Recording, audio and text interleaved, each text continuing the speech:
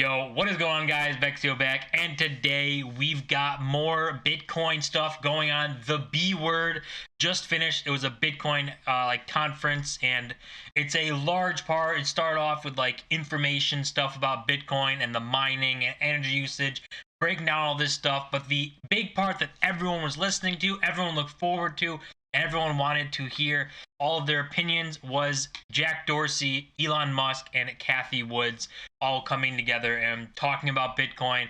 They answered a lot of questions, and there was quite a few interesting parts that we're going to talk about. And for that conference, I think it was a fun thing to see. There wasn't a ton of like info put out in it, or I mean, it was like people's opinions, so it was neat to see, but it didn't really like change anything all too much. But obviously, you had Cathie Woods. They all like came in with like an introduction. She came in talking about why she liked Bitcoin, saying it was a monetary system. Art Laffer, my mentor from USC, and a monetary scholar. In 2014, I asked him if he would collaborate on a paper on Bitcoin, and he was a bit of a naysayer at first, but agreed to read the paper. He read the paper, tore it up, and from an economics point of view, really wanted to understand this. And he said, I think you got something here. Then you had Elon Musk talking about how he was involved with PayPal, X.com, all these companies coming together to make PayPal, and he's been in the monetary system or interested in money and transfer of money and how all of it can be used. And he says that, money is an information system. And we've all seen that before from his tweets and stuff. But talking about how money is just an information system and Bitcoin can do the exact thing. He also complimented the Bitcoin network, saying, but Bitcoin per se is mostly solving for scarcity, or rather solving for essentially having no throat to choke, decentralized. So there's no one who can be coerced in any way to empty their Bitcoin account. Well, I guess they could technically, but on an individual basis, but the system as a whole cannot. And it has an open ledger, which is also quite good. And then Jack Dorsey also said he was involved in monetary systems when he created like Square. They own Cash App, or they run Cash App and all that stuff. Then he's talked about how he realized that how predatory the financial industry actually is, and that Bitcoin can change that system for the better. And then he and Elon Musk both agreed that credit cards are outdated and shouldn't be around anymore. Elon Musk actually compared credit cards to giving your username and password to a waiter or waitress at a restaurant. So, and in terms of that, really is what it is. Like, if they just take a picture of your credit card and have your numbers, and then they could even just guess your zip code if they need that information, and just go shopping on your credit card.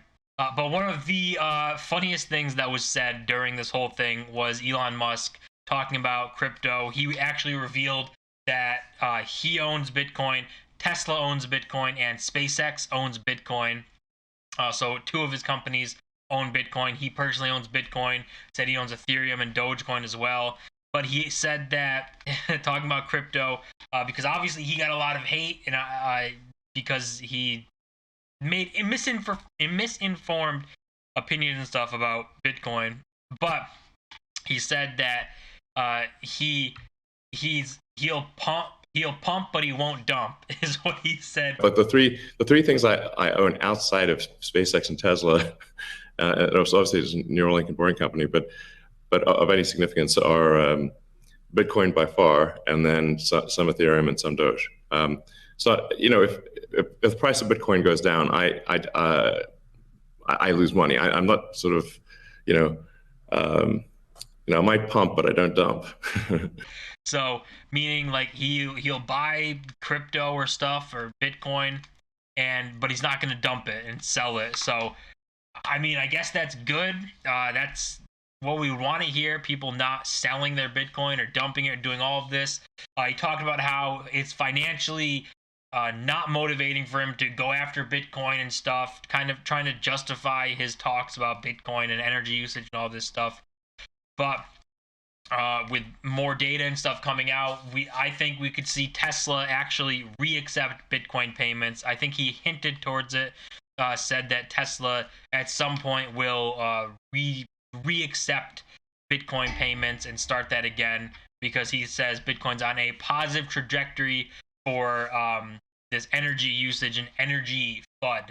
And they all went on to talk about how, Bitcoin has a hard cap, solves scarcity, can be a unit of account, it has the properties of money, and can improve everyone's life around the world, and then as well as bring every single person and country into the global economy type stuff, where people from anywhere in Africa, or some countries in Middle East, or some other countries who can't participate in the global market because they can't use their currency, or they can't get the money to do it, or just don't have the connection to do anything, to invest in stocks or compete in a global trade, where companies might not even look at that country. Like, companies right now don't really do trade with Africa because that whole continent there has a large fraud rate. So it's like over 50%. So you're flipping a coin based on whether or not you're actually going to get paid for whatever product that you send there. So it's just a big problem. And with Bitcoin, that solves that, because you can't fraud Bitcoin. Like, people can fraud credit cards, debit cards, but you can't fraud Bitcoin. You can't send Bitcoin that you don't have. It's not possible. I met a woman in Ethiopia 2 years ago, and she was trying to create the lift for Ethiopia. Elon, I think I reached out to you at that time as well, because she really wanted some Teslas. She still has to take paper fiat cash from her passengers and pay all of her drivers in the same way, because there's no monetary system that she can utilize. There's nothing digital. And Africa as a continent is hugely interconnected from a monetary standpoint, but also hugely taxed in that same way.